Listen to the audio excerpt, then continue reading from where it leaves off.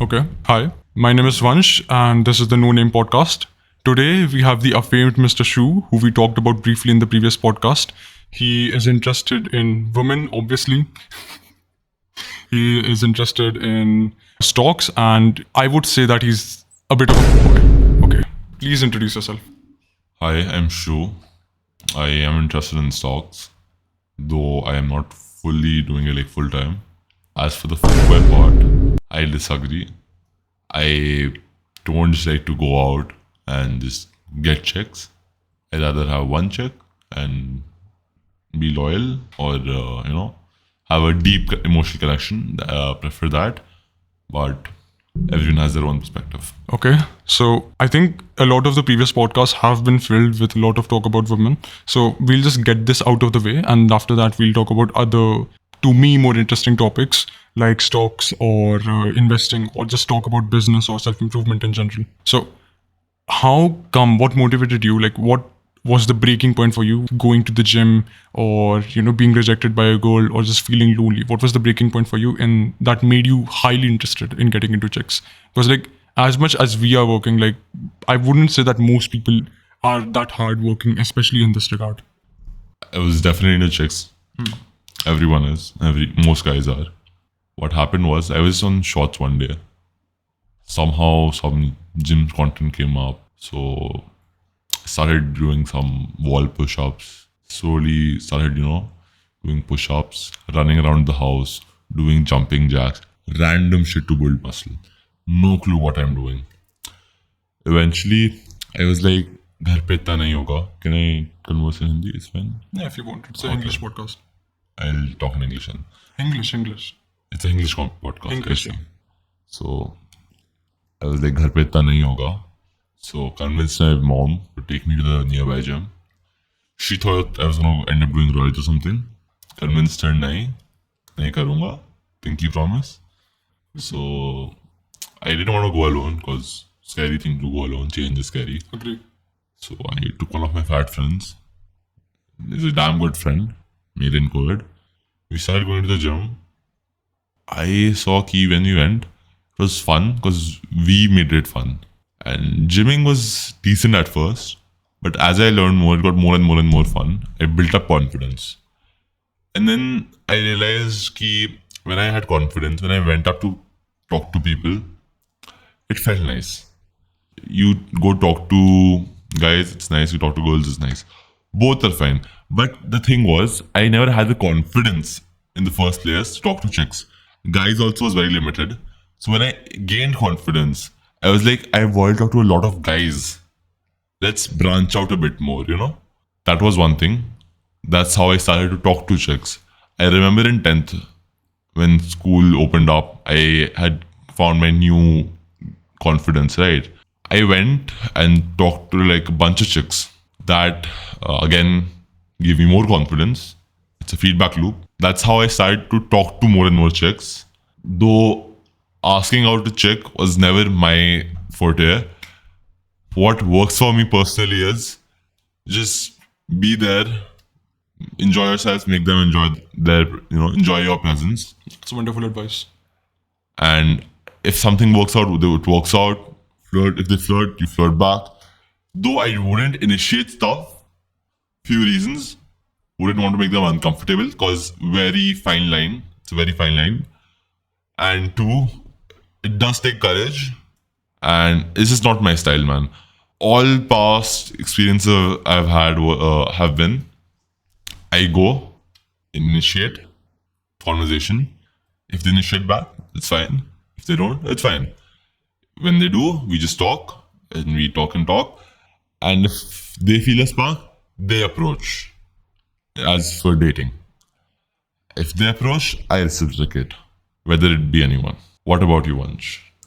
So, personally for me, I believe that I used to have a very different perspective of women. So, like, I used to, in a sense, dateize them. I used to think of them as, like, too holy, holier than thou or whatever, right? So, the problem with me was that I was too anxious to approach them, not because I had a relatively bad self-image, which I did, but it didn't stop me from talking to other guys. The problem with them was that they were bigger than me. In essence, that's what I thought. But what broke that for me is like the first girl, which I'm sure you know. But the experience with her, essentially, I'll be repeating a lot of stuff from the previous podcast, by the way. But I essentially realized that women were not this holier than thou thing. They were just human, right? And realizing that, I started to notice the bad parts of them, if you will. Things like, let's say they're eating Cheetos, their mouth is fully covered with it. They can't even do a single pull-up. They are not really doing that much with their life. They don't have a lot of passions. And after that, they just became human to me. And also, I noticed the fact that they were like shorter than me. Why should I be afraid of them? And simultaneously, that they have like a funny little wily voice. So yeah. So I became less scared of them, and in a sense, that didn't give me confidence. Like, that wasn't the main part for me. It was like losing anxiety, which was more important for me. And regarding what you said, trying to just go up to them, have a great time, I think that is wonderful advice. But I do believe that after like 1 or 2 dates or like spending a few hours with them, I do believe that we should tell them that we are interested in them romantically. And if they want to do something like this, if they want to go on a date, I think we should ask them, because otherwise we'll be more uncomfortable long term, both of us, because we'll be like, because she'll be like, oh my god, he's interested in me, but I'm not. How should I break it to him? Should I not? Should I just ignore it? And you're just thinking, is she not reciprocating? Is there something wrong with me? At least that's what my past experience has been. So I believe that I'll eventually need to tell them that I'm interested in them. Yeah. I wanted to say one thing. The idea is not you just sit there and do nothing. If you like someone, you flirt with them. If they don't reciprocate, you get to know there and then. If I tease you, right, in a fun way, in a flirty way, you would reciprocate a bit. If you don't, then I get to know you're not into me, right? There doesn't need to be a one-on-one conversation for you to get signals. And as for some people may just like to flirt, right? For example, one chick called, Yeah. right, she likes to flirt with her bunch, like she likes to flirt. So you also need to look at the person and how they interact with others, right? If someone's just touchy with everyone in general, then account for that.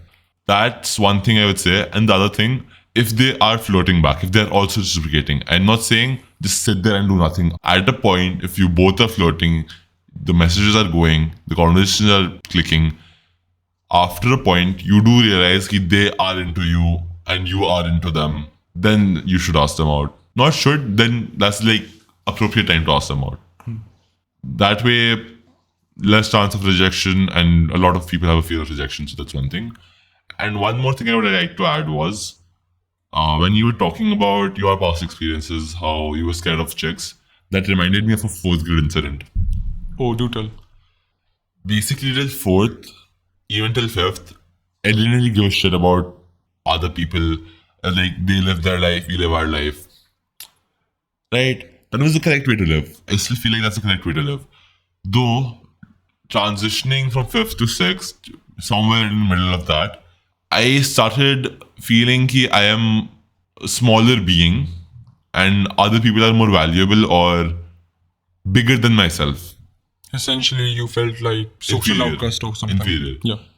Pretty much had an inferiority complex, somewhat still present in different ways.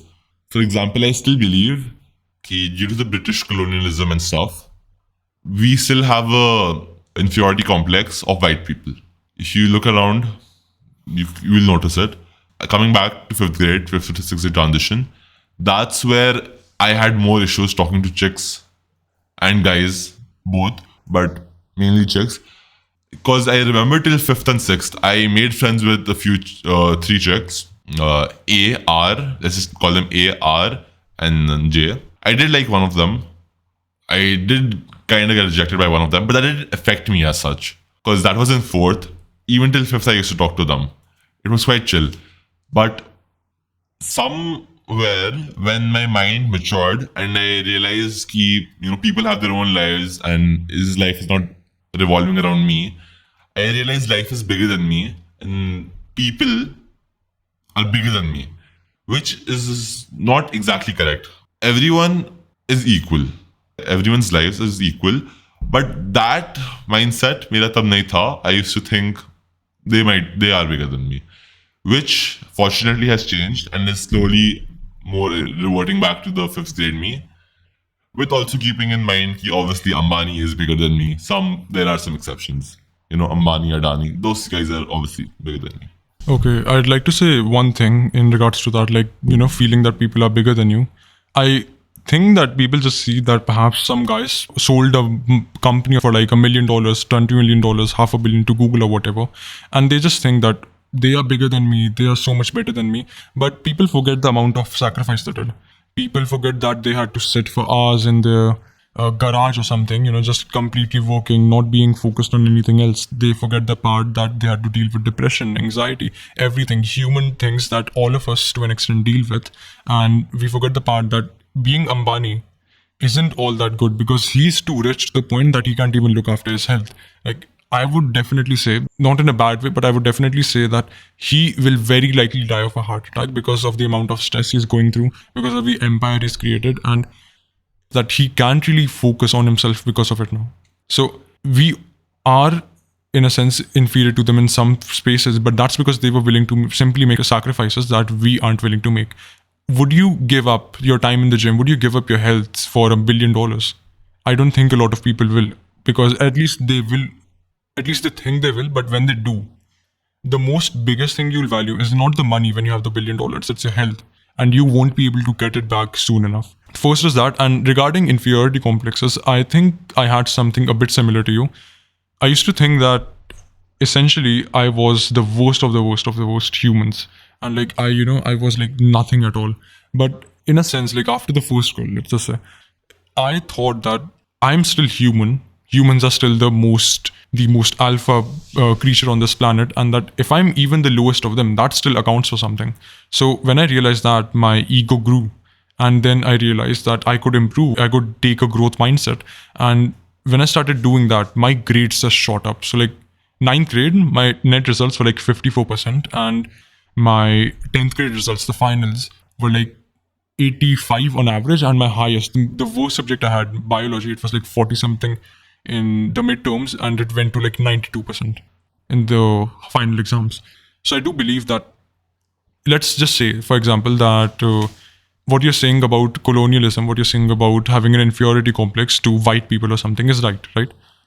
I still think that we should believe that we don't have that inferiority complex, because it would be much better to have beliefs which serve us than to have beliefs which, whilst it may be true, but they rob us of power.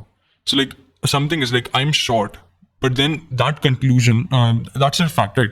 But then that conclusion can take people to a bunch of other places. People can say I'm short and then not try at all, or they can say I'm short, hence I will work on my muscle, I will work on my entrepreneurship, my social skills, my charisma, or whatever, and they can genuinely become a better mate, a better partner, a better father than a person who's like 6'1", but he has the social skills of a cabbage. But then you shouldn't be delusional, right? You should take into reality account. If you're short, you won't go play in the NBA. You should have some sort of reality. You should have your reality in check. Though I agree, you should not take it as a downfall. If I am short, nothing's going to happen for me in life. I might as well give up. That I definitely agree on. Though you should keep reality in check and not become delusional. If I work hard enough and I'm like 5 feet, I'll go play in the NBA. That's just unrealistic. So do keep reality in check. As for the ratio of being a billionaire and keeping fitness, I agree. But then everyone has different priorities in mind. Yeah. Ambani may not care about, living till 80. He may just be like, oh, I'm like 60, I'll live till 50. But till I live till 50, I will live so lavishly. I will live a life that 1,000 people will remember. Can I say something? What you made is a very good point, because sometimes we don't really care about our life.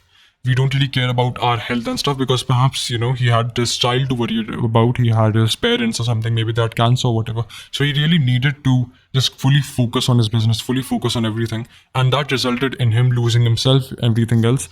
I think that was a price that he was willing to make, because essentially he would live a life without mediocrity, without regrets, in his eyes, honestly. And I think that living a life without regret, without guilt, without feeling that I'm making the wrong choice, I believe that that is the most important thing a person can do. I believe as long as you're happy in life, nothing really matters. If you earn 1 lakh a month, 50k a month, living a good full life, enjoying what you have, it's obviously nice. But it's also nice to have like good things in life. Obviously, everyone wants a BMW, Porsche, whatever, right? So, If you had the option, you would obviously want it, right? You wouldn't want a supercar just sitting there. so I personally wouldn't, because first of all, need to take care of all of the things. But let's just say all of the other factors, like perhaps taking, making sure that it works, sending it to for repairs like every month, and paying all of the expenses and stuff, and cleaning a bunch of other things. If we just got rid of that, and if it just was given to me for free, I would be taking care of it. I think, like, let's say that I had a BMW or something as a goal, right? Like, I don't even want it, but I just have it as a goal, because why the hell not? It would spite some people, and that's funny to me. So I get it, and eventually I get it, but like, I would be happy about it. But more than happiness, it would make me trust myself, because like I said, I had a really bad self-esteem or whatever. What that resulted in was like me not trusting myself, me not even attempting to try to become better. And when I actually tried to achieve my goals, to get better in exams, or to perhaps get better in gym, I made progress. Of course, not as much progress as you in regards to the gym, at least. I started earlier. Yeah. Take that into account too. Yeah. So I would say that if I had a choice between actually working to get it, and if I had a choice between someone just giving it to me, all of the other expenses were taken care of, I would choose the first path, because it would be more fun. It would result in me growing. It would result in me getting more trust in myself and people acknowledging me. Not just that somebody gave me a BMW for free, but instead someone trusting me trusting myself. So I do agree, but at the end of the day, it just comes back to how fulfilled you are in life. As I was saying, happiness is temporary, just how fulfilled you are with life. Which again turns into how much regret you have. If when you're lying in your deathbed, you should not have regret. It just comes back to that. One thing I would like to add about the previous thing we were talking about ego and all. Though I had an inferiority complex during 6, 7 and parts of COVID, at the same time I had a very big ego. Because ego is not exactly what the general term ego is. When people think ego, they just think, oh, I am better than him. But as Dr. K once said, ego is basically comparisons. The more comparisons you make. So it can be positive or negative, but usually people take it in a more positive way. I am better than him. He's that way, right? Though it also is I cannot do this because XYZ. He is better than me because XYZ. it becomes a very deterministic approach to life. Yeah. In a lot of aspects, I had like a positive inclination towards ego, as in the bad ego, the traditional ego, right? While having an inferiority complex, which is quite a funny thing when you think about it. So I'll just point out one thing and then I'll hand the mic to you. Ego, in my opinion, is one of the most important things for having success. And if you have that along with an inferiority complex, you'll arguably do better. So a study was conducted, a meta study on like highly successful people in their industries. This could be athletes like Stephen Curry and all of those. This could be a businessman. This could be anything, right? What they found out was 3 common traits, personality traits in them. The first is like a very big ego, that they believed that they were better than them. They were better than other people. The second is like a very big inferiority complex, that if they lacked, if they didn't work for even a second, that they would get taken over, that the other person would take them over. And third is just a very unquenchable desire. Like, you did this, drive, yeah, exactly. So like, imagine they had a lifelong goal, almost like they were trying to do a triple shot or something in basketball for like 10 years or something, and they did it. They scored like 100 triple shots or whatever in like one day, and they were like, okay, almost 99% of people would be happy with that. But the person who's like in the top 0.0001%, he would think something like, okay, what's next? What can I do? Why not 1,000? Yeah, why not 1,000? Why not something better? Why not do shot even harder than that from the other side of the basketball court or something? So I do agree. Drive is one of the most important things. I feel like it's more important than ego or even than inferiority complex. The 3 things you mentioned, I feel like drive is the most important. no, but the drive, in a sense, it's like self-fulfilling essentially. Because like if you have an ego and if you have a inferiority complex, you will have more drive, right? Because like you want to be the best of your game, either because you have a desire to be better than people, and you also think that you can be worse than people if you don't try hard enough, and that results in more drive. So it's like a cycle they get stuck in. It's like a loop. So again, if a person just wants $10 million a year and they got that, it's happy enough for them. But for a person who wants to, let's say, become a billionaire, this anxiety to an extent is very important. Elon Musk, I'll just say, says that he literally has a demon in his skull telling him to work, work, work. And that's why he's making all of this money. Because essentially, if he stops working, his main thing, the reason that he does all of this, is that he realized that Earth has no sort of way to defend against, let's say, an extraterrestrial object, or perhaps something like a solar flare, or something like, let's say, a very big comet or asteroid comes in. So if that happens, then a second dinosaur extinction would happen, and all of humanity would be wiped out. So progress is gone. Yeah, exactly. So like he realizes that we need to be fast about it, because if we were half a billion years late, the whole Earth would have been wiped out. We would have been in the sun, and humanity wouldn't have been possible. If we were just like half a billion years late, what's he trying to do right now is just make sure that we can get to Mars, make sure that we can eventually get to Mars, and just get into other solar systems, other galaxies even, and just try that. Okay, so we'll be talking about governments. Primary things will be Modi, of course, and BJP Congress. yeah, BJP Congress, Biden, and basically what the world should be like and what kind of political and economic system we should have in India. Yeah. So we're not going to tell our government standpoints currently. You can guess that in the comments. We will be telling our positions, our stand at the end. So keep a watch out for that. Would you like to start? Okay.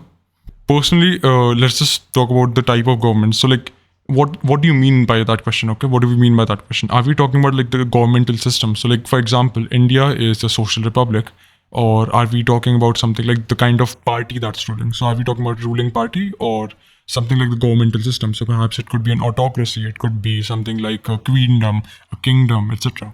See, I believe democracy is the best. It's like the economic system, demand and supply. If you do good, you get voted in. If you do bad, you don't get voted in. Though, for this, people need to be educated, they need to have knowledge. But even in economics, market failure occurs when people do not have full knowledge, and they make decisions based on not all the information present, but some information present, which may lead to market failure. Similarly, democracy has a fatal issue. People can be easily manipulated. Media can be easily purchased, suppressed. And democracy can easily turn into a dictatorship. Can I make another point? Regarding democracy, I think one big problem is that the minorities are not fully represented and will never be fully represented, okay? So like, let's take the example of Israel, right? Israel and the Jews. The Jews were never fully represented in any country they went to, because they were thought of always as the minority, and they were never given full rights. They were never given that much importance, right? So the Jews were, of course, faced prejudice. They faced a lot of things. And as a result, one of the worst things that they faced, because they had no kind of freedom, they had no kind of community or a country for them. For example, Hindus would generally come to Bharat or India or whatever you want to call it, and Muslims have a bunch of countries to go to, Pakistan, United Arab Emirates, and a bunch of others, right?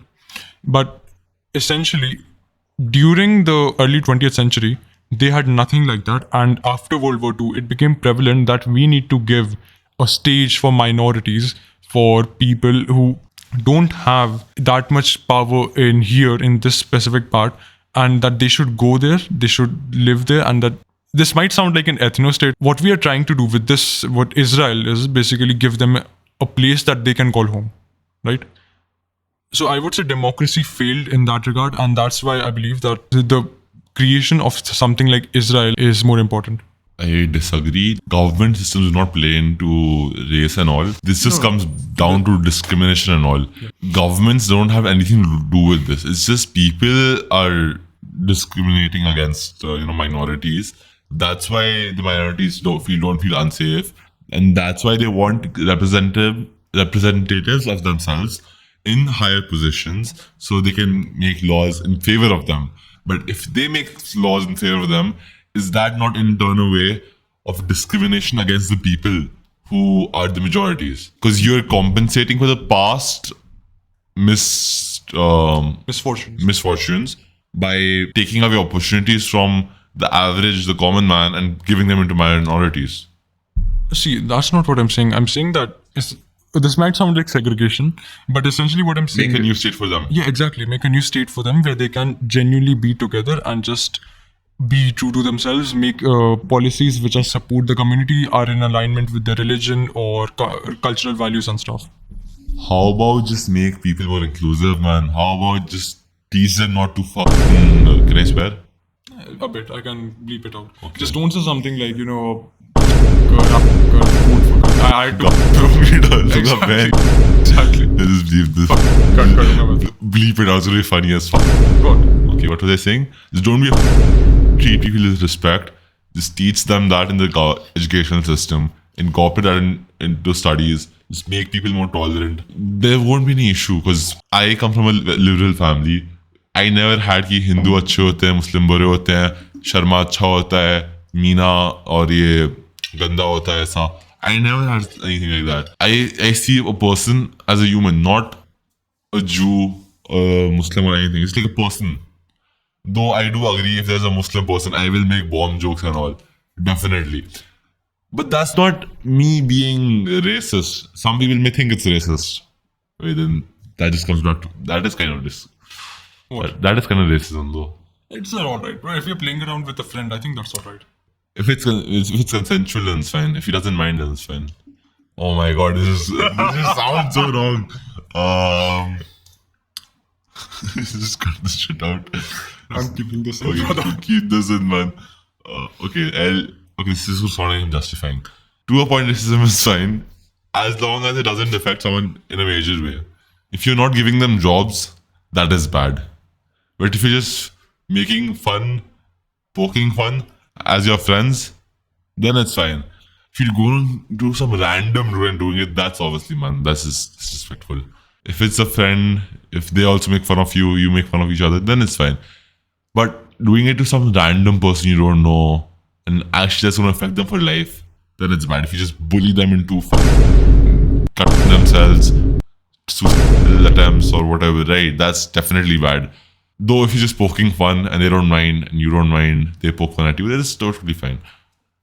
If this is incorporate this tolerance in everyday life and everyday people, man, I don't think there's going to be an issue of needing to segregate people. Because that's just going to end up in war, man. You separate the Jews. Jews are like, bro, I need more land. Everyone needs more land. They need more resources. Everyone is resource hungry. There is no limit. What did Hitler want? He just wanted to expand. Why? Was Germany not enough? He wanted to bring it back to his kind of glorious day. Yeah.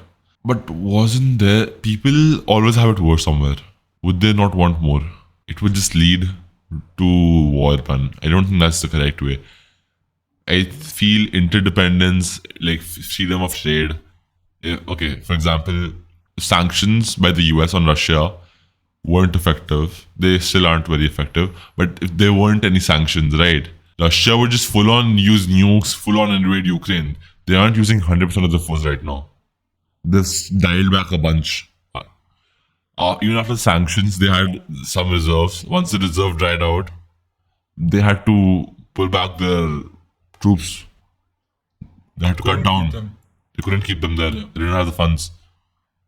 If there is a lot of international trade, if India, I'm dependent on Pakistan for food. If Pakistan is dependent on India for food, and India is dependent on jewels or maybe marble from Pakistan, they wouldn't fight each other. Pakistan wouldn't get food. India wouldn't get marble or whatever. They wouldn't get commodities. And if India doesn't get marble, they can't make statues. They can't export to fucking Europe or some shit, make money. The whole system is destroyed. Why would they want to fight? They want brotherhood. They want peace. Yeah. So what you're proposing is like long term it would be better to have peace, to have a sense of brotherhood, a sense of union, because whilst the creation of the Israeli state did help solve the problem in short term, they had a home, they had a place to call home and stuff. it in the long term resulted in more hate, resulted in more of them being called the other group, and them calling themselves the in group, and then just fighting a lot. Tribalism essentially. And what you propose to do is like have a sense of union in the world and basically interdependence, which would result in a better world and a more peaceful one. It will take time, Of course. though. If you incorporate this into the education system in the primary years of education, imagine if you were taught about discrimination, racism, some caste theory a bit. Basic, not going in depth. Everyone would turn out to be a bit better. They wouldn't be as racist or as discriminant. Did you, when you were 5 years old, did you feel kuch hota hai? White people are better, black people are worse. As you grew up, you saw how people treat each other, how the world works, face discrimination, or saw discrimination happen firsthand. That's how you picked up on these things. Inherently, kids are not. Kids don't discriminate against each other. I think they do. Okay, go ahead. I think kids do discriminate against each other because this is a story about me when I was like 5, right? Okay. So essentially, what happened is I have a very in group, let's say. I have an in group, which is my family. And everyone else in the world, which is like not my friend in school and stuff, they're the out group, right? Everyone in my family is generally like lighter tone compared to other people, and I didn't have a lot of, let's just say, interaction, at least in my youth, with darker skin toned Indians and stuff, right? So like I thought that who is this guy, why is his skin tone black? But I'm not sure whether this had malice towards, like whether I had malice or whether it was just simple curiosity, because I simply didn't see a lot of darker skinned people. So like I guess that if I had a negative experience, so for example, let's just say I call a person black and ew, are you dirty or something? Let's just say a child says that and the person gets very angry, which it once happened with me. I would say that I would hence develop some sort of phobia or racism towards them then. See, even as a child, you look at childhood stories. Cinderella is Snow White is white. Cinderella is fair. Every good thing is fair. All the villains are black. I'll give you one example. Remember in Chota Bheem, there was this one villain, Yeah, Kalia. Kalia. Bro, his name is Kalia. Kala Iya. He was dark. He was a bully. There was one major villain. What was his name? Let me search it up. I'll have to show a picture of Yeah, Kalia. please do. And the villain, What? Chota Bheem villain. But I don't think there's a Chota Bheem fandom with all of the villain names. There actually might. Taku Mangal Singh was black. Daku Mangal Singh, Kota. Wait. What Did was he have it? like a beautiful beard or something? Kirmada was completely black, bro. God. He was literally just black with like fucking dotted eyes. That's all. I'll show you a picture. Oh God. See, That's extremely. What the hell? that's literally black man, bro. Yeah, This God. is epitome of black. This is like literally a bit lighter, Yeah. but in the show it's even more black. In some scenes, even more black. These small instances, even if you look at their language, someone was like Kala. Yeah. They have such a negative connotation towards them. It may be because we've grown up with this, or just maybe because the word sounds harsh. Right. I mean- Even blackmail, bro. It has a negative connotation. It has black in the name. Blacklisting. Blacklisting. Right. This is a lot of negative connotation towards shit. And when you grow up as a kid and you look at this, you subconsciously build a mental Connotation. barrier towards the stuff. Connotation or like thoughts on it. Yeah. It's somewhere in your subconscious which makes you become racist or do racist shit. You don't mean to be racist, but since you've grown up like that, you haven't been taught tolerance and whatnot. That's why. But if we incorporate this into our school system or whatever, right? Not even a lot. Once a week, 40 minutes. It won't take away from other stuff. Just 40 minutes. Barely anything, man. In the long term. Okay. One thing I would like to add to this. In the school system, they should talk about EQ more. Emotional quotient. Yes. Okay. They should teach people how to manage their emotions, how to regulate themselves and be more social. Not everyone is socials, but try to Understand each other, empathize. understand each other. Yeah, my point exactly. And try to raise everyone's EQ a bit. People focus on IQ, how smart they are. They focus on like written exams and all. Change the education system. Teach more of people skills. Teach more of stuff that will help improve EQ. Okay, continue. Yeah. So I think that this isn't just a problem in like Indian culture. It's also a problem in American culture or English culture. What do you want to say? Let's take the example of Dungeons and Dragons. Very simple. I'm a nerd, right? Yeah. So there's like the elves, like the main ones, and they're like fair. They live in the forest. And then there are dark elves. Yeah, exactly. So then there's dark elves, which are like they'll essentially murder you, and you'll be like, what the hell are they doing? Why are they like this? Why are they like this? And they're like, we're just evil. So it builds up a connotation, right? Like you said. And other than that, I would say that this is simply something related to language, related to culture. I think black people even discriminate against each other. So for example, Kenyans do often discriminate against Ethiopians and other such races, for lack of better words. That is because of tribal practices. Yeah. Not because of color. We discriminate based on color. They discriminate against practices. We all discriminate. It's in our nature. But if we learn to be tolerant, come hoega. I think You do agree we all are somewhat born to conquer, born to explore, gain, exploit.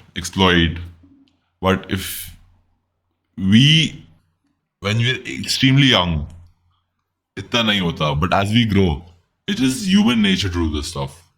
So while we grow, if you're taught about XYZ, being more tolerant and all, definitely it will make a big dent and lead to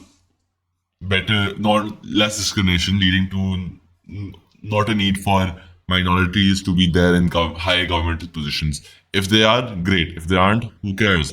They won't be discriminated against. Basically, what I would like to say is two things, okay? The first is that I would say to an extent that children are also discriminatory in nature. One big thing for me is that when I was a child, I used to be extremely angry. I used to hit everything. I used to, get in fights. I used to do a lot of things which were very boisterous, for lack of better words. And I'm not sure, like, whether this is like unique to me or like I think unique to all children, in my opinion. But I would say that feeling the desire to exploit, to conquer, to be better, that's something which starts right at you. That's something which starts right when you're 1 year old. Because like my brother, let's say, right, they both are in a sense competing. They both hate each other a lot, and they are twins, by the way. So what they do is like one of them started walking earlier, whilst the other one started talking earlier. So there's always a kind of competition going on between them. Even if they might not realize it, people will make it a competition between them because they'll always be competing with each other to see who's the superior twin or whatever. And second is that I think tolerance can be good to a certain extent, but I would definitely not say that it's a virtue. So what I mean by this is that let's say that someone says the N-word, right? A normal person, right? At max, they might say that they'll gasp or whatever, right? They'll say, oh my God, you can't say that or something, right? Or something else like that. Freedom of speech. That's being not racist. What someone who's actively anti-racist, right? Someone who's anti-racist would do is punch them, to threaten them or whatever, to show them that this is definitely not allowed, at least in their presence. It's setting something like this is not allowed, this is not worth it, you will get in trouble and we will beat you up for it. This is far more respectable, at least in my eyes, and this is what I would do. Because like, Mr. Narayan, right? We talked about him and he made some comments and stuff. If he went further than that, if he, went further than, just pointing the obvious out, I would have beat him up. Continue. See, while we teach tolerance, we want to also teach EQ. Because without one, the other is kind of useless. Okay. There are ways to handle people. You can't just go up to a insane, crazy person who thinks, mosquitoes are dragons or something. They're going to kill you if they come on you. If they bite you, then get killed or some shit, right? Statistically speaking, like simply in considerations of statistics, there is not a zero chance, but there is a very, very small chance that you might be right. It's never zero. It's never zero. It's just a Agreed. joke. Yeah, I get that. You made me lose track. Yeah, basically some crazy guy who was talking about mosquitoes being dragons. Yeah, you can't just go up to him and be like, no, this is not a dragon, this is a mosquito, and just slap the shit out of him. That wouldn't work. You can't convince him. What can you do? You can tell others he is trying to convince other logo, this is a fucking dragon, not a mosquito. It's gonna kill you in your sleep or whatever. You can tell others, this person is thoda delusional, crazy. Take his word with a pinch of salt. Use your logical thinking and think, can a mosquito kill you? Use logical reasoning. That is EQ. EQ is basically logical reasoning plus a few more things, right? Use that so he doesn't influence बाकी लोगों को and you can't convince him because he is crazy, he's delusional. तुमको ये समझ में आ गया है. No point hitting him, no point convincing him. Why waste energy? Okay. Just make sure he doesn't spread misinformation. But you can't just go up to people and be like, ये गलत है. That's just restrict. You can't do that. Everyone needs to make their own opinion. Yeah, he'll very likely come beat you up if you do. Yeah, exactly. You just need to tell Bakyo, just use logical thinking. Use the means which seem right. We can do experiments. Let it bite you. If it kills you, okay, it's a dragon. Sure. You can test the theory out. Right? Or you can XYZ. Do that. Same thing can be done for the N-word situation. If he says the N-word, tell him. If you feel like you can convince him not to use it, great. If you feel like he's past the point of return, let him live his life. Preach to others not to use it. And after a point where it becomes socially acceptable, people are not discriminating against each other, just remove the topic of discrimination in color and race. It's going to take a long time. After like 100 years, where everyone's very tolerant, people, no longer discriminate against each other. Remove caste theory, race theory, everything from education, from anywhere. Just remove it. No, but I think we should keep it, okay? Keep it, but don't teach it. Keep it in archives. I say that we should teach it actively because what history essentially is, what we teach, is our own mistakes. So if we don't even teach those mistakes, they are very likely bound to return. Let's say that we created a utopia where everyone loves each other, everyone is very human loving, doesn't matter about the race, color, name, etc. But imagine that we find another life, another smart life or something. Let's say it's some kind of primate or some kind of a spider. Let's say it's intelligent spiders or something. Or perhaps it's some kind of alien, right? Doesn't matter. You're going to discriminate against them. We're going to discriminate against them and we're going to repeat our own mistakes. So if eventually what will happen is that this will all end up repeating and this will all is just stagnate us even more than it would if we, just teach the children like 40 minutes a week, as you said. Or maybe, some idiot may, for example, Hitler may come up, start a revolution, become racist, people join him, and people don't know, okay, I take back my statement. Don't keep it back. Don't burn it or anything. But don't teach it widely. Yeah. Maybe as in like college you can keep a few classes on it or a degree on it or two, but remove it from lower levels of education. Because some dumb kids, are going to be dumb. And misinterpreted. Yeah. Even if you give simple lessons, ekdam basic say, they may misinterpret and all. Yeah. Which is fine in the initial stages when you're teaching tolerance and all. But baad mein jaake it may cause issues. So I feel like not in the primary, secondary, maybe high school we can keep a subject on it or two, incorporate into a subsection of history. But it should not be a public, very something we preach a lot. Something we preach a lot. Yeah, exactly. Okay. I think we've agreed. No, I think we've deviated, but I think we've also agreed and learned from each other. So, for example, you changed your mind about it being taught long term because we'll eventually end up repeating our mistakes, and you changed my mind about ethnostates and stuff because, like you said, it might be good in the short term, but as we see the example of Kiev and Russia along with Israel and stuff, that this, whilst it may be good in the short term, a few decades and stuff, it will result in more wars, more of they them groups, and tribalism essentially. So what we should do instead is try to promote a feeling of oneness with everyone, a union in the world. Yeah. Okay, so we've done this. Now let's get back to hatred and talk about BJP versus Congress. You want to start first? Yeah. Okay. BJP has done a decent job in terms of economy, in terms of development. People say they've done an excellent job, but the thing is, any government, if any government's there, they would spend on infrastructure. Maybe if not 100 billion, maybe 20, 50, 30 billion, they would spend some amount. It's not that they have done something very exceptional. It's not like they've taken us from ekdami Gandhi road to like insane roads. The roads are good, I would say. The roads are good, but they aren't insanely good. Fine. The rate is very nice, but the thing is, we shouldn't give them itna credit. If they've done 100, we should give them maybe 50 ka credit, because the other party, मान ली Congress होती, they would also make roads, man. ऐसा नहीं वो roads नहीं बनाते. One thing I would like to say, BJP has taken a lot of debt to do this. They have taken a huge amount of debt to do this. It may be good in the short term. You may have a lot of development, though you can't pay the interest on it later on. And if you can't pay the interest, बाद में you cannot develop. बाद में you will suffer. So BJP in turn hasn't done a very brilliant job. It has done a great job, no doubt. Above average. Above average.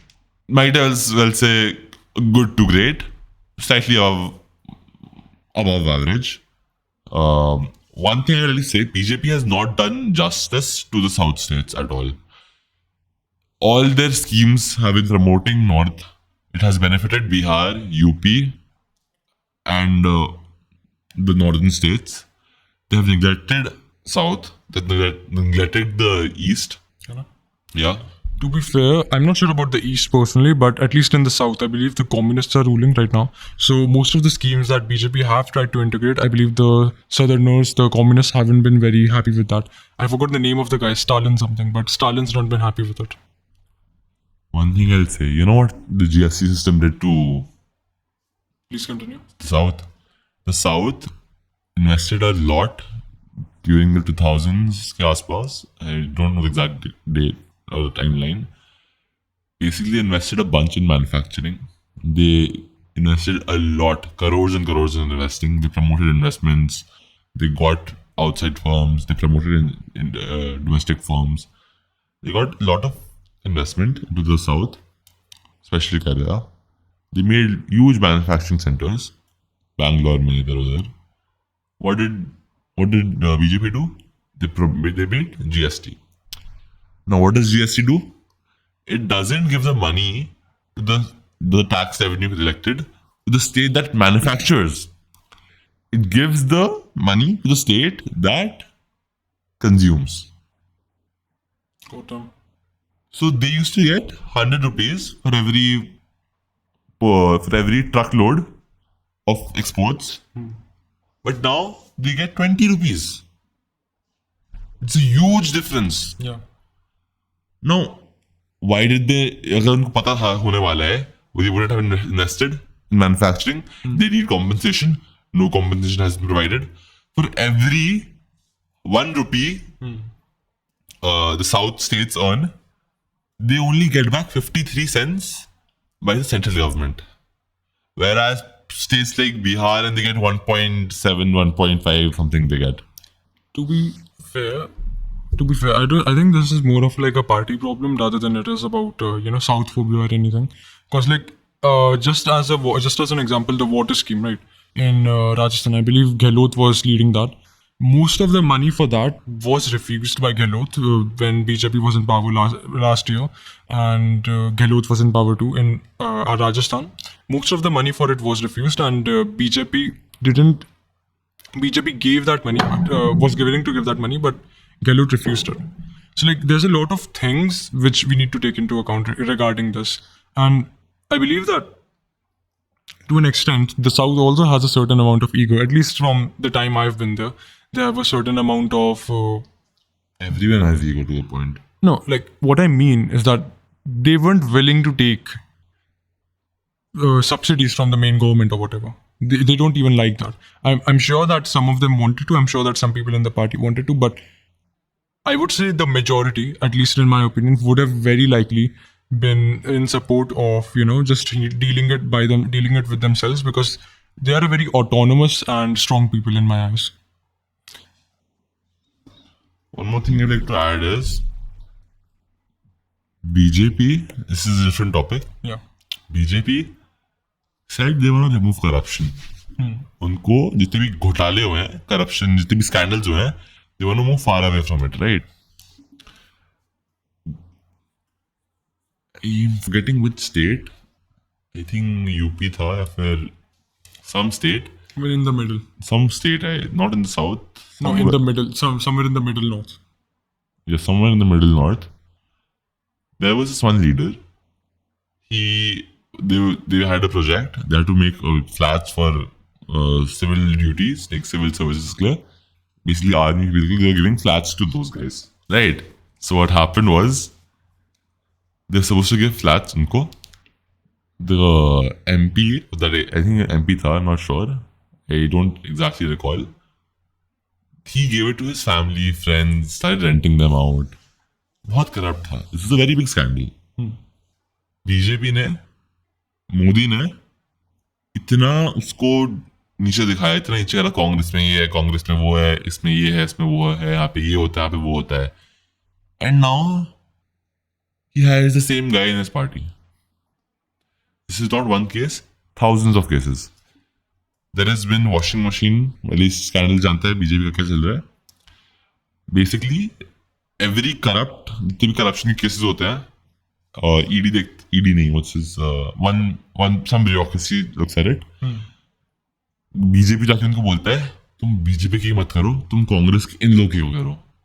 Congress के ये, आम आदमी के ये XYZ लोगों के ये अपोजिशन पार्टी की करो तुम. तो they go. They only do opposition party के out of 173, नहीं sorry, out of 200 something, 173 was opposition and 1020 was BJP के लोग. अब उस 173 में से ना about 80-90 shifted to BJP, and when they shifted, उनमें से केस हटा दिया. They were like fines हो गई. ऐसे करप्शन हो रहा है, वाइट वॉशिंग हो रही है बहुत. Yeah. BJP is not very clean. They put electoral bonds, which is non-constitutional. To be fair. Supreme Court rejected कर दिया. नहीं तो फिर बहुत corruption और होता. To be fair, I think none of the parties in here are either or any of the parties, like the minor parties, either all of them are incompetent, or the major parties which actually have power, they are very corrupt. I think that can be said for all of the parties. So, for example, Congress, let's say, you know of the emergency, you know everything that happened, you know that it was very unconstitutional, there was a very lack of freedom, and basically a lot of people were locked up.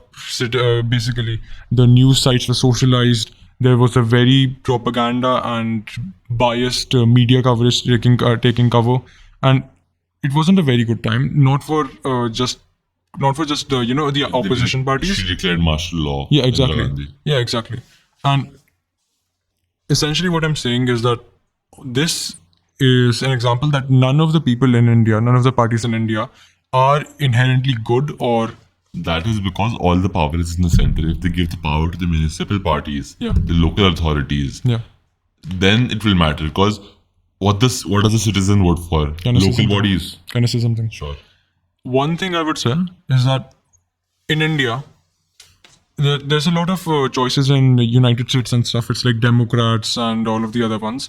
But in India, there's only two choices, essentially. Either we vote for communists, or either we vote for fascists.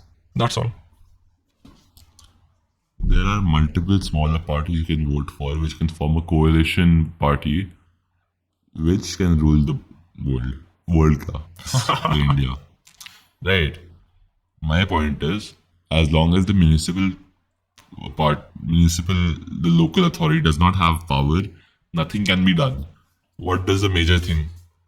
What does the common man want? घर के आसपास कचरा ना हो, आसपास का माहौल सही हो, pollution कम हो, सफाई हो, ढंग की roads हो, local roads, not highways and all. What does a common man want? उसको ये That's सब all, चाहिए, honestly. यही चाहिए. Common man इसी चीज के लिए वोट करता है. He votes for the MP, MLA, उन सब के लिए वोट करता है. But when he goes to vote, vote कर दिया, MLA बन गया, MP बन गया. MP, MLA don't have power. They just sit in the parliament. They don't have any say. जो उनको टॉप वाली कांग्रेस बोलेगी, कांग्रेस में मान ले जो राहुल गांधी बोलेगा, वो ही वोट करना है एमपी को. अगर एमपी ने वो वोट नहीं किया तो उसको नेक्स्ट टाइम देंगे नहीं उसको कुछ. Okay. And you know, earlier the system was the party used to give you money to run the campaign. Now the party wants you bring in 1 to 3 CR of your own money, Yeah. do the campaigning, promotion karo, then we'll give you a ticket. Yeah. Then you come in, spend more. First you spend 1 CR in campaigning, कर campaigning, then they give you a ticket, do 1 to 2 CR more in campaigning, and then you become an MLA. अब इतना हो जाता है तो MLA जितने पैसे आते हैं तभी आता है. What does he do?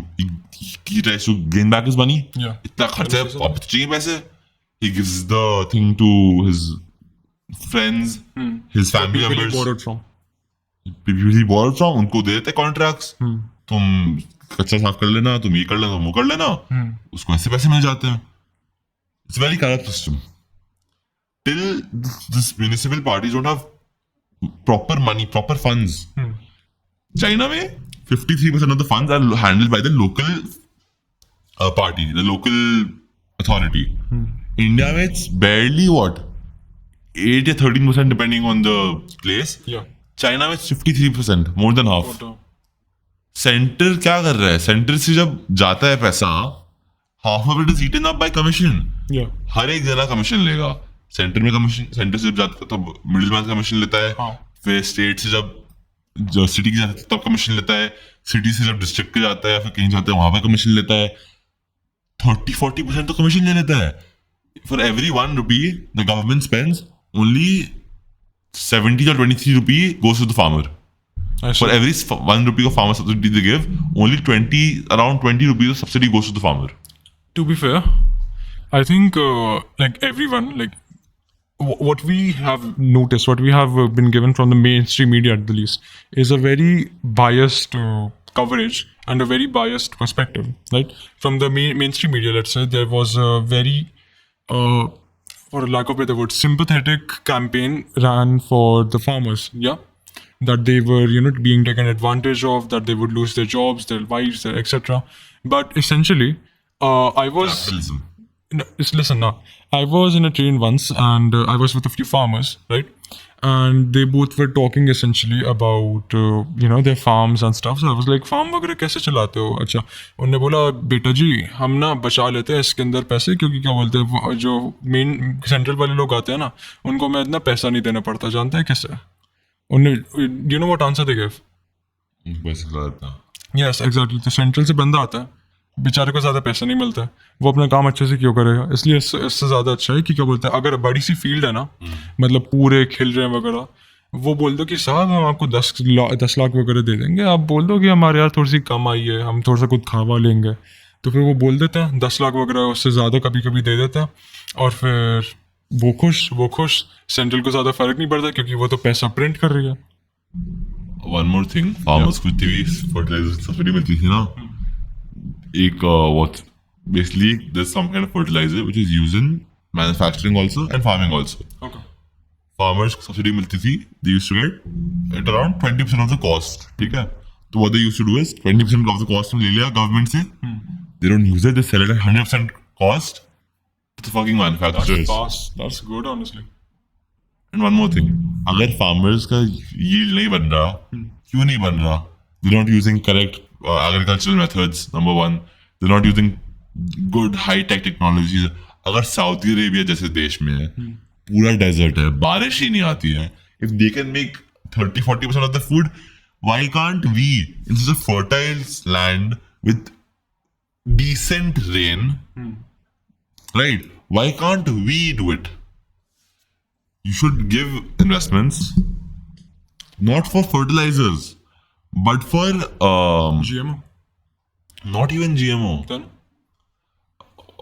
what's it called? Just describe it. I was talking with मेरे बस में एक बच्चा आता है, Yeah. like 1 year छोटा, तो he is very into farming. He told me there is this one device, if you use it 70% yield बढ़ जाती है. It is 7-8K का per plant, but yield 70, it's like damn profitable, and it is very high investment. If the government promotes that, बहुत helpful होएगा. I'm forgetting the name. I will have to search it up on my phone. Okay. I'll get back to you उसके बाद. Okay, first thing, there's of course the economic perspective, like that is very good economically, but at the same time, there's definitely something wrong with it, okay? Because like, if we're getting something faster than it's supposed to be naturally, there's always some sort of cost behind it, right? Just as an example, I think plastics are very obvious examples with all of those memes about microplastics are stored in the balls or whatever. That's an actual meme, I'm not kidding. Damn. So that's a meme going around right now, and plastics have changed the world, for lack of a better word. We've produced lots of it. We have enough plastic in the world that we could literally make a line out of it, and we could make it go, when we could make that line go around the world like twice, right? That's how much. And we could make a bridge to the moon with it, right? If we just, stretch it out. So we've made a lot of plastic, and in a sense, what plastic does is that, of course, you've heard about infertility, but it's also a very big cause of all types of cancer, like breast cancer. And we have a very big cost associated with it now. Okay. And I think that if we get something easier than it's supposed to be naturally, we are definitely paying with our lives, with our health, or with something else. Right? So asbestos was something else. It was very popular in the 50s. And apparently it's a very leading cause of asthma, and it was in every single house. Every single house. Same with carpet, honestly. Carpet used to be a very big big thing, like in the 20-30 years ago. That was because of bad maintenance. There used to be mold and stuff forming. Yeah. That's not the. There's a lot of. It's not correlation. It's not causation. It's correlation. Okay. And another thing is lead. Yeah. So lead is called plumbium. You know why? Why? Because it was used for plumbing. And it's not supposed to be used for plumbing. There's literally a thing called lead poisoning. And this is one of the reasons. Because plumbium, this is Latin, right? It derives from Latin. So I would say that there's always a cost involved. Even though the Romans got sewage systems and all of that, they lost something in regards to the sanity. Because lead literally rots the brain. And this is one of the reasons that people suppose that the Roman Empire fell. I'm not kidding. About the Roman Empire, it just turned into a church, man. Too sure. It didn't really dissipate. It's just what I think what happened was there was just a lot of missionaries went out, right? It became a church, and that's how it just became a church. That's it.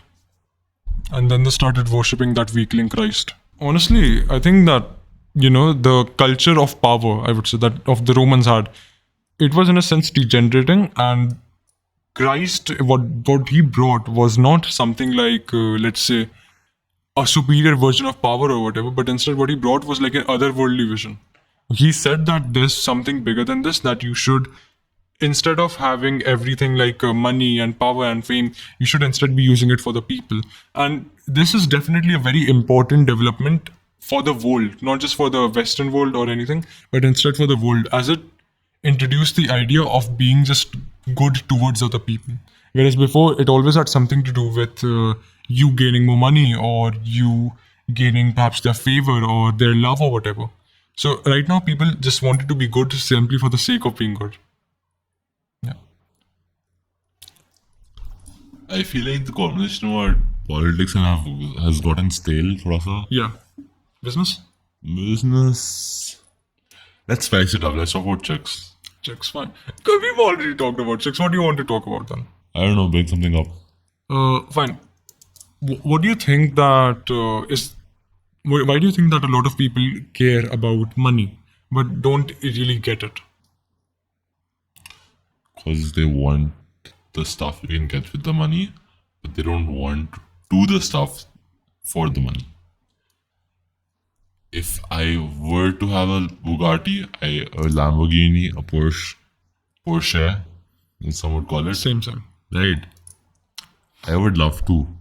But do I want to go out there mine the materials, build one. No. Touche. No, I don't want to do that. Too much work, too much engineering, too much studies. Right. Instead, what I do, instead I can earn money and buy it. But then even to earn money, you have to do a lot of stuff, right? So the work you have to do, the actions you have to take are tough. But the reward is very easy. It's like it's very easy to consume. The reward is, how do I explain it? Okay, I'll ask you one thing, okay? Yeah. If you had a lot of money, like let's say at a business or whatever, what would you buy? Like imagine you have a lot of money and you've been working for it non-stop for like 5-10 years on it. Now it's time to relax. You've got all of the money, you've invested into bonds or whatever, and you're just chill now. What? I'll buy back my time. How? I don't have to work. I work for 5-10 years, then I chill for 40 years. Instead of working every day for like 6-7 70 years. 6-7 hours Yeah. every day for like 40-50 years, why not just grind for 10-12 hours for 5-10 years? Once everything's set up, just live life. Yeah. Aram se. I'll have a lot of money saved up by then for my kids, for the people around me. Whereas if I just work throughout every day, I'll barely have anything, man. If I have a job, I'll earn at a stable rate. I won't be able to save up much for kids. I'll give you an example. My great-grandfather, Yeah. that guy was like an insane dude, man. He earned tada. My data has done nothing. जो उन्होंने बनाया था उसी को चला रहे हैं. बस रेंट कर दिया. What he did was एक प्रॉपर्टी बेची, दूसरी प्रॉपर्टी ले ली. Didn't really do much. Same thing passed on to my dad, my चाचा. चाचा ने क्या किया? एक चीज बेच दूसरी चीज खरीद ली, उसको रेंट पे डाल दिया. यही किया है. Not much to work with. Though I agree, 5-10 years when everyone's dad, मेरे dad, मेरे cousin भाई के dad, सबने 5-10 years माइंड से बहुत काम किया था. That I agree. But that was more of managing, not entrepreneurship. That wasn't, it was just maintenance, it wasn't about growth. Pretty much. Yeah. And growth भी बहुत थोड़ा, not something major. It's just keeping up with inflation and थोड़ा सा maybe more. Right? One thing my dad did was build up a school, which was challenging. I have seen kya they had to go every day, wake up in the morning, talk with teachers, train teachers, कुछ ढंग के trainers नहीं थे, etc. My father also built and invested into a school, and it was the one which I went through about junior KG to about the senior KG or whatever. How's it doing now? I believe I was there till like 4th grade. It has like a bunch of branches in the city we are in, and it's doing like relatively well. My father, of course, dropped all of his stocks and stuff because he used to be focused, because he of course went into other things like politics, mines, all of that. But you're definitely right. I think that what entrepreneurs want, like especially like your father and my father and stuff, they already have a business setup. My father had to set up his own, but after that, I think what they wanted was like making a change in the world, doing something which will genuinely improve people's lives, or something which will set up something which can genuinely just maybe help your kids, maybe help someone else. My family car, like my dad, just wanted to continue the legacy of my great grandfather. Genuinely, the stories I've heard, genuinely a very great guy. Yeah. Very, very smart, very charismatic. Just the stories I've heard. I have met him, but I don't recall a lot. I was a kid. We haven't had a deep conversation. Your grandfather, your great grandfather. Yeah. But the stories I've heard, I do want to talk to that guy once. That would be fun. It would be fun. So again, what was I saying? I got off topic.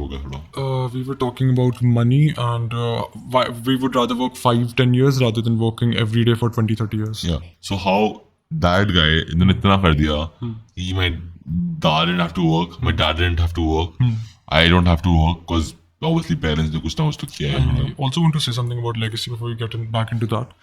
basically my great grandfather, he came all the way from Pakistan, right? I'll tell you the story. So he came all the way from Pakistan with all of the people in the village who wanted to move to India, right? They used to live in a village in Pakistan, I believe somewhere in Sindh. Okay, so they were walking all the way through, kilometers a day, right? Multiple kilometers, like tens of them, and there was a time of a lot of chaos, so they got ambushed by bandits, right? And so my great grandmother, she was a very sickly person, so she was placed in the middle of the crowd, and eventually there was like a carriage in the middle of the crowd, right? So that's where she and basically all of the some of the other women were placed, and everyone who was more able-bodied were placed on the outside. So the what's it called? The bandits came, and they essentially took almost every single person on the outside, including my grand aunt. Okay, so my grand aunt had a child. She was about 9 years old or something, right? And what she did, like immediately when she saw the bandits, was like send the child, her child, basically my grand aunt's, my great grandmother's nephew. She just sent him into the middle, and he never saw his mother again. He never saw his mother again. We don't know what happened to her, and she just went missing. We don't know if she died. We don't know if she joined someone else. We don't know if something bad happened to her. If someone, Genetic testing karaya? Genetically, you can find out. brother, that wasn't possible. The even the paper documents back then, it was like the 1940s, right? Oh, no way you can find them. Exactly. And she's definitely, most certainly dead right now. So he just lost his mother, and I would say that this kind of family trauma, this kind of anxiety, stress, what do you want to call it, it travels through the generations. But it also, something like this, it also, hardens us. So, Zeus, right? Yeah. Zeus, we'll just take his basic mythology. He was the one of the only guys of Kronos. Kronos is a giant titan, right? He was there at the end, at the beginning of time. He and Poseidon and Hades were the one who fought him. I'll tell you the story, basically, okay? Basically, Kronos was a giant. They ate the kids. I know. Yeah. So Zeus was the one who freed all of his cousins, his brothers, and stuff, and then he eventually set up the whole empire of Olympus, right? And after that, what happened is that Hercules came along, right? Hercules is a half god, half son, demigod, and what happened is that he fought monsters, he fought Nemean lions, he fought the Hydra, he fought a bunch of them, and eventually he also came to become a god. From his mother. He did that to get approval from his mother because his mother. Stepmother. Because his stepmother did not approve of him. Yeah. So that happened, but you see that Hercules wasn't as strong as Zeus, definitely. He did become a god, but he wasn't as good, right? And then there's people like Alexander the Great, right? Alexander the Great went all the way from like Macedonia. Macedonia is like right next to Greek or something. He conquered Greece. He went down towards Africa, like, where Egypt and stuff connects. He went all the way there. He went to Egypt and he went all the way to India. Before like even the birth of Christ. This is like 1000 years before Christ or something, right? And then after that, there's Caesar, what do you want to call it? He was inspired by Alexander. And basically, he tried to emulate Alexander. Alexander was one of his heroes. What I'm saying is that the will, the power, the strength, that has been trickled down and decreased as the generations have gone. So like, how do we fix this? What do you think? I don't think it's a generational trauma hota hai, unless you get to know about it in depth. Because I'll give you an example. My grandfather was an orphan. My great grandfather was an orphan. He had no one. He was literally down in the dumps. Somehow he did his schooling. Somehow he became a lawyer.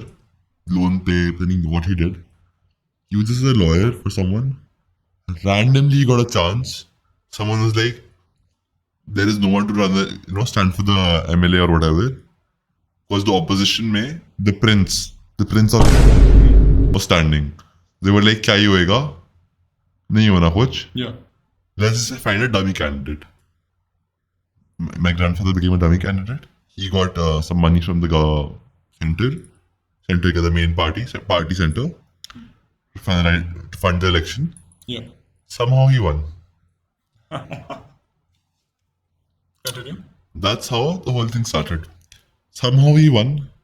Somehow he won again. Somehow he won again. Thrice he won. Became MP, became governor.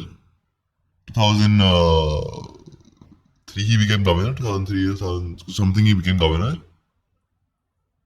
And he came from nothing. Yeah.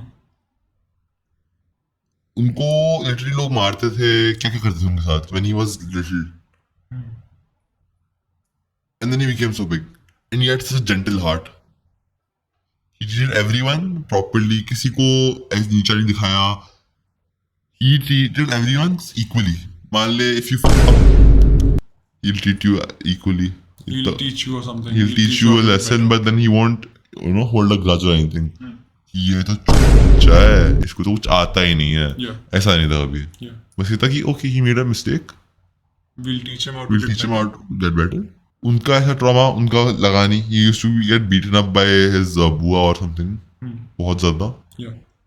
अब ये same cheese I don't think मेरे ऊपर transfer ये trauma ना मेरे parents पे हुई है ना मेरे दादा पे हुई है. As far as I have talked to them. Even my dad के साथ जो ट्रॉमा हुआ है, that hasn't been passed on to me. So what I've realized is that the first is that the scars we get, they can either be something that cripple us or they can be something which empower us, as what you're saying. And the second thing I've realized is that what I saw, what the commonality between all of them was the hardship. Okay, because like let's say the example I told you, right? Zeus literally had to fight a titan. His son just fought a baby little monster, this Hercules, and the people who were inspired by them, he just went a bit like into another continent, not that much. The people who came after him, like Kaiser, right? Kaiser Caesar, what do you want to call him? He just traveled a bit around Africa, here and there, here and there. He didn't do much compared to Zeus or anything. And what I'm seeing, the commonality, and the people, of course, after Tsar, after Kaiser, were the kings, right? Kings of Europe and stuff. So they didn't go through all that much pain, and they were just playing around in Europe, right? They enjoyed life. Yeah, they enjoyed life. So I think the commonality that I'm seeing is that whilst we may set up an easier life for our children, because let's say that all of the world-ending titans or something were removed by Zeus, but still all that were left were just the baby monsters, right? So whilst we may enjoy the easiness of life because our parents set it all up for us, we also don't experience the hardship, and as a result don't grow from it. Do you want to go back to the world where you had to farm, you had to fight off animals? Yes or no? I would say that there's a certain thing to be gained from it. Not gonna lie. Would you, yes or no? This is a yes or no question. Would you go back to the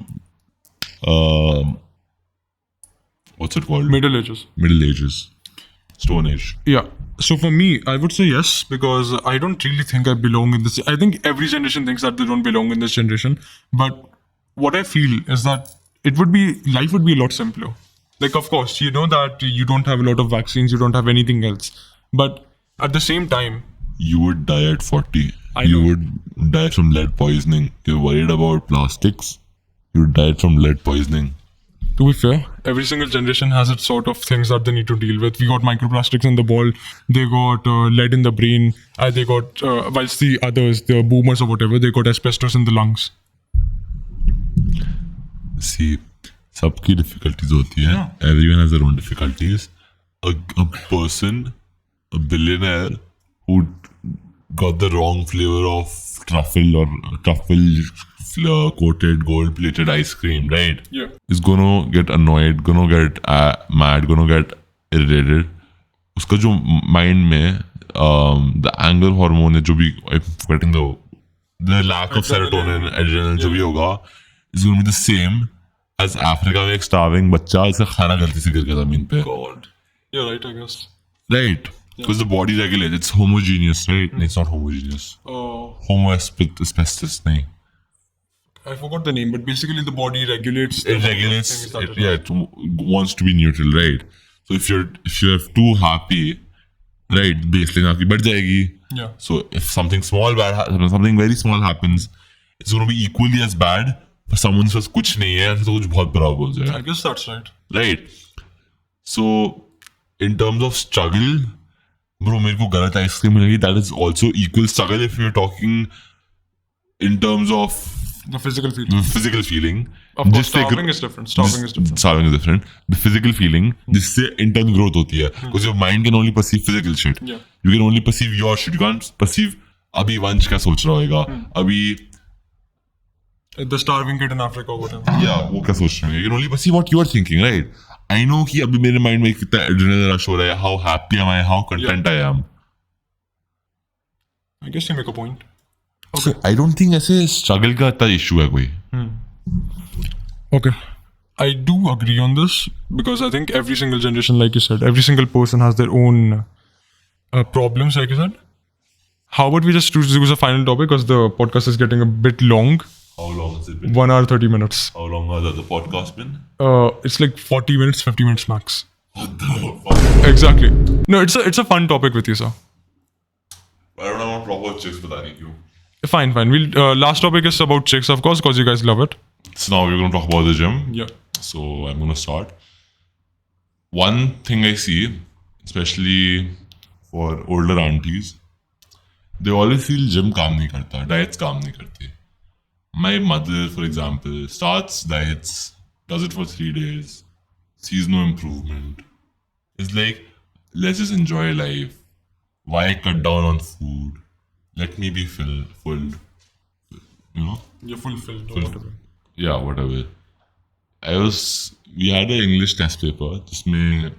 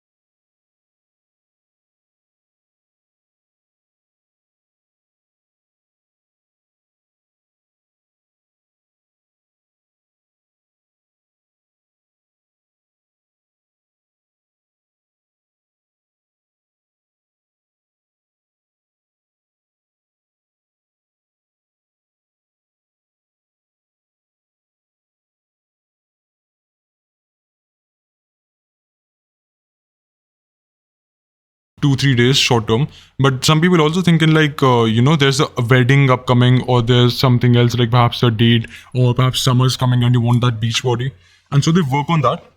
They get into this unrealistic diet and then they'll basically gain back. and then they'll basically be we'll look into it later, brother. Okay. And then they'll basically just gain all the weight again because they thought that summer's over, everything's over. And I think this is more about thinking of the gym as this. They basically have with dieting and with the gym a very unhealthy approach to it, and rather they should make it a part of their life. They should make sure that it doesn't drain them mentally. Instead, it's something that they can go to daily, like Mr. Shu said. And I think if you can just do that, if you can eventually even find love for it, find love for this activity, find strength and growth in this activity, you'll of course start enjoying it. So I believe that it's just a matter of going through there and being motivated. You having people there, that's one of the best thing you can do. But in my opinion though, like if you're an absolute like dungeon crawler, like you don't want people to disturb you or something, I don't think that a normal gym, a commercial gym would be better for you. I instead think that you should just buy something like gym rings or whatever and just work on them. So even that there are a bunch of ways you can gain muscle. There are a bunch of ways you can approach gymming. Could you repeat the last point? What? Thing you saw gendering was the better. Yeah. So let's say there's an absolute dungeon crawler, someone who doesn't like to talk to people, someone who's very focused, right, when they do something. And even for those people, I think you can just buy some basic things like gym rings and you can make tons and tremendous amounts of progress. And if you can just mix that with some other things, like perhaps, you bought a pull-up bar or a dip station or something like that, or some basic weights like 5-10 kgs worth, you are going to make a lot of progress and you're going to look and feel and be far better than about 95% of people. I do agree. A lot of times people just go to the gym. They don't go consistently. They don't, even when they go, even if you go twice a week, it's enough. But then do go twice a week. And if you go twice a week, on 2 din mein, do something. Just don't go there, fuck around and just come back. Yeah. At least push till failure 1-2 exercises mein. Don't go to failure her exercise mein. If you're supposed to do 5 exercises, at least for 2, push till failure. Because until you don't reach failure, na, atrophy itna hoga nahi. Yeah. Hypertrophy. Sorry, hypertrophy. Atrophy That's a is, whole different thing. that's shrinking. Yeah. Apologies. Okay. So for me, I believe Mr. Shu and I have a very different approach to gymming. So, like I said, I am an absolute dungeon crawler. I don't really like to socialize a lot with people, except if I know that we're going to have a hard workout. And if I'm going to go out with people when I gym, I don't think I'm going to have that much of a good workout. Because, like, imagine, let's just say that I'm doing a hardcore workout, I'm benching or something like 20 kg each side, right? If the other person's with me, they'll be benching like 5 kg, 10 kg max. And so I'll need to just reframe it. I'll just need to, keep changing the weights back and back again. So if you're going to go into the gym to, with your friend, you should be in the mindset of a teacher, not in the mindset of like an athlete. That's what you should expect. And, you should be able to motivate them. You should be a bit social. There's a difference between going to the gym for a social aspect, like, working out with your friends, being there, having fun. And there's another aspect of like being soldiers. And of course, you need to find the balance and you need to find what you need to do, what you want to do. One thing I would like to say, gym is a very social place. Where you can go talk to random people, very fun people. Just go have conversations. For example, started talking to this one dude, same age, told me how he, started Insta page, making content. Very small dude, not big muscles, not itna kuch bulky sa. Very average dude, just made gym videos, right?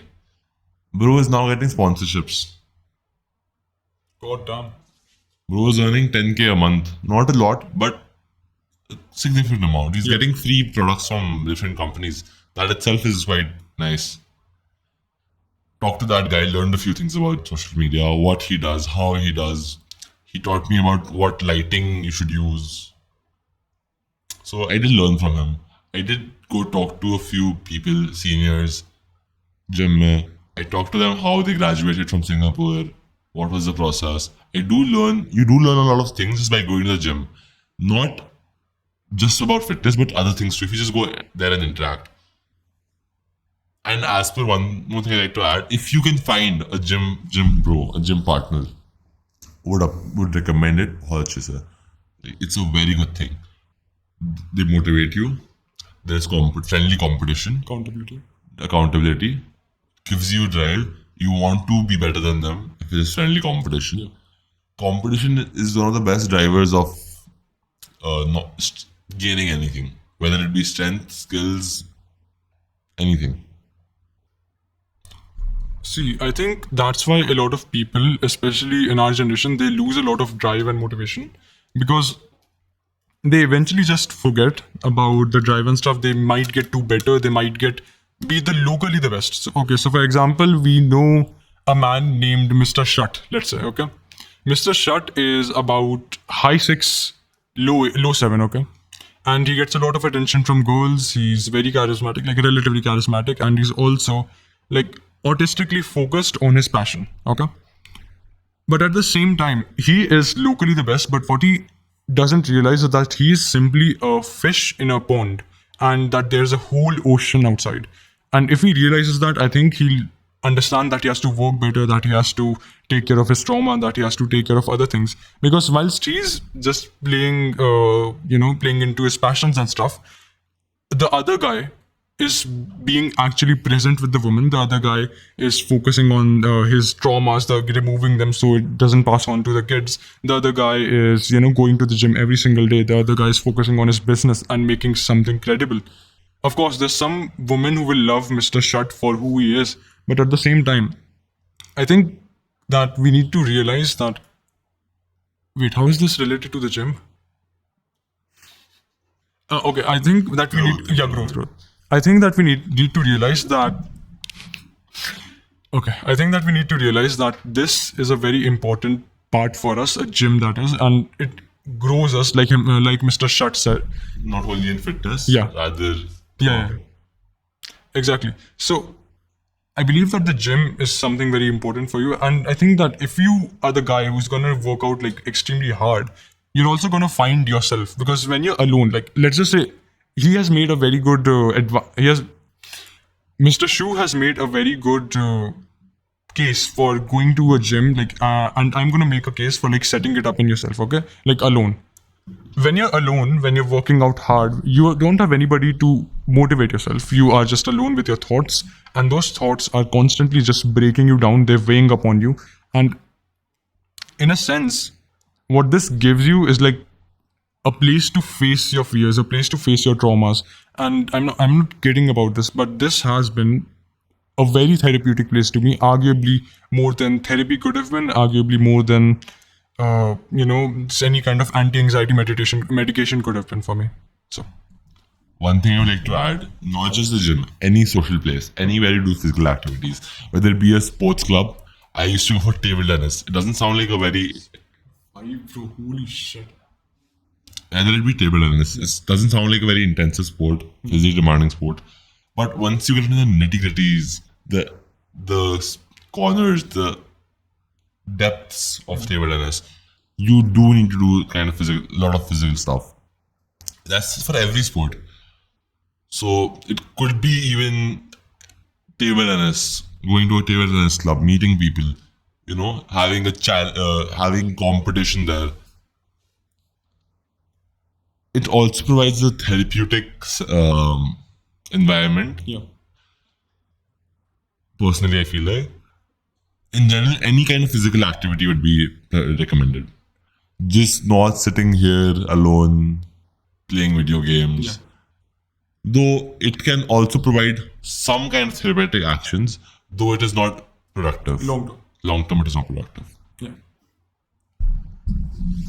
I think that the reason our generation struggles a lot with video games and porn and other things is that essentially they're the easier path out. Okay.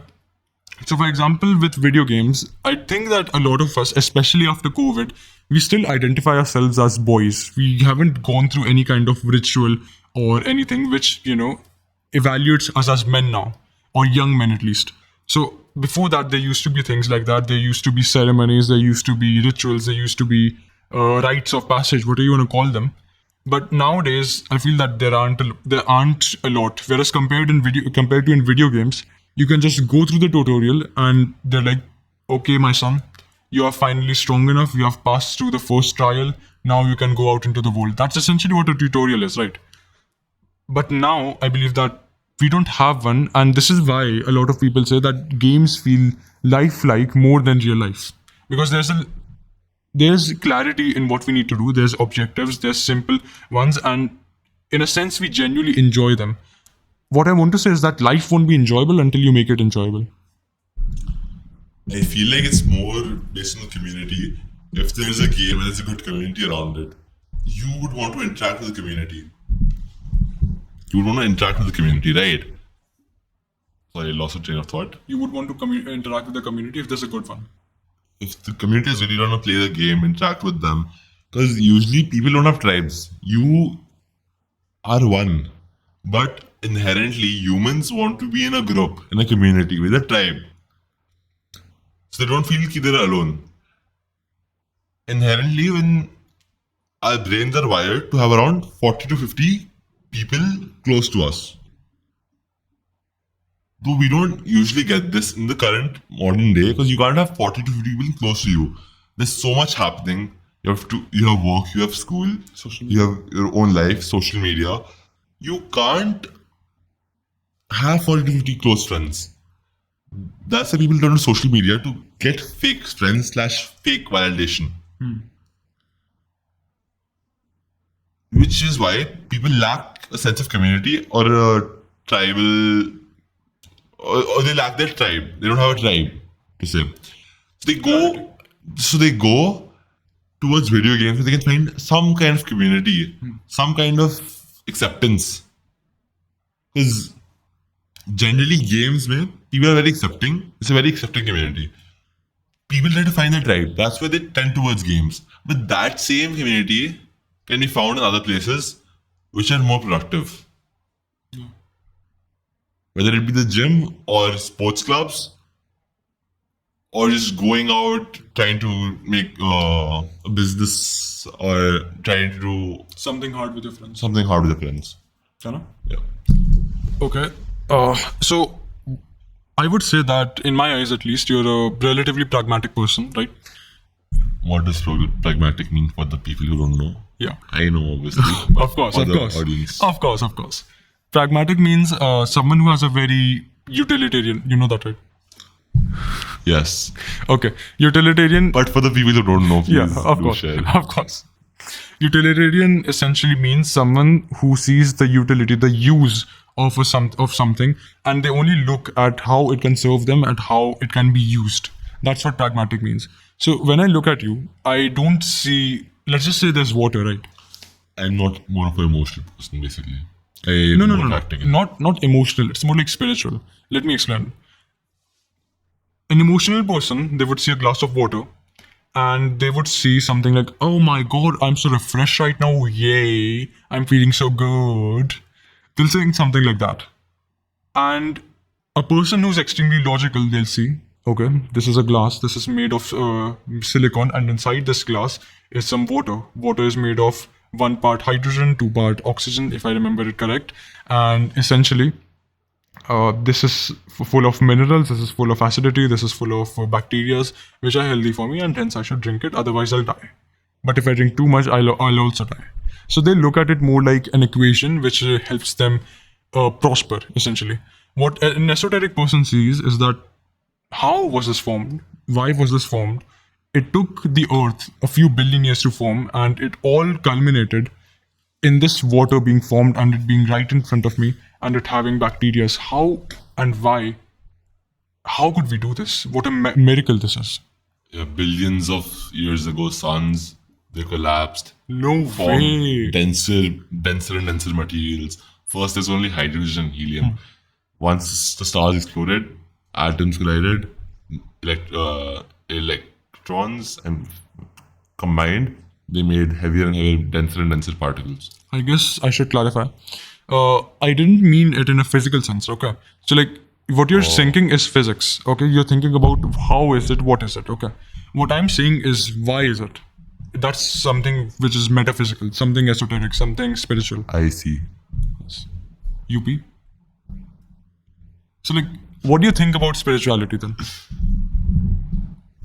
It's just something for humans to, attach themselves to so they don't drive themselves crazy.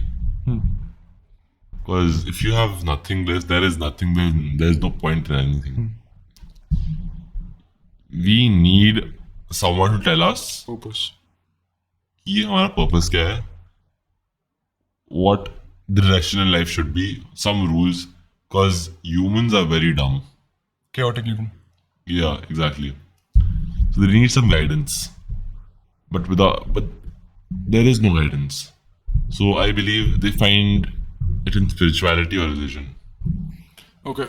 I also used to struggle with this a bit. I've read a lot of books like Marcus Aurelius and some other things, and ironically, the conclusion that I came to is something.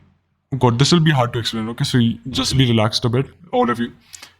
So, what I came to realize is that in spirituality, I used to think that everything was made for humans. I used to think that everything was for humans. We were made to inherit the stars, etc., etc. But then I slowly started to realize that we are just a small part of this. Because I'll take a simple example, right? Homo sapiens gained their conscience, or what you want to call them, about 70,000 years ago. Humans, the Homo genus, what you want to call them, which contains Homo erectus, Homo Neanderthal, Homo, and the other ones. Basically, that has existed for like half a million years at max, 500,000 years. And the primates and stuff, they've existed for at max a few million years. Life has existed for a few tens of millions years, and the Earth has existed for like Billions. Yeah, exactly, like 4 billion years. And if we were just like 10% late, I think I told you, if we were like 10% late, the sun would have imploded and it would have engulfed the Earth. Exactly.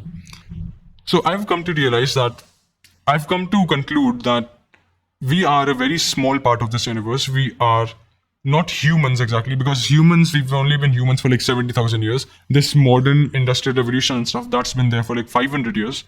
And we've been, rather than all of our identities of life, of multi-cellular organisms, of primates and all of that, they are all weak, they are all pointless in considerations to our identity of the universe, because we have been and will be the universe for far longer than we will be human, than we will be Mr. Shu or Vansh or anything else like that.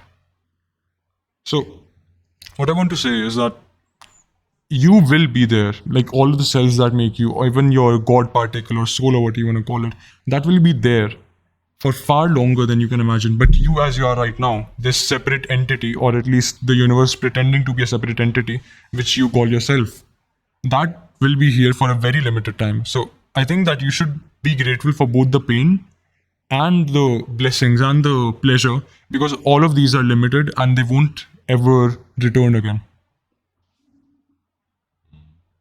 I see. It's a lot to break down. You can take some time. I see. You want to talk about? Just give a finishing statement and then we'll end. I agree with parts of Vansh, but obviously we're running out of time. Since I have another meeting to get to, I think we should conclude this. Yeah. Hi everyone. Bye everyone. It was fun meeting Vansh. And we hope you enjoyed this podcast. Cheers. Definitely. Cheers. Jai. Bye. Ciao. Adios. Hasta luego.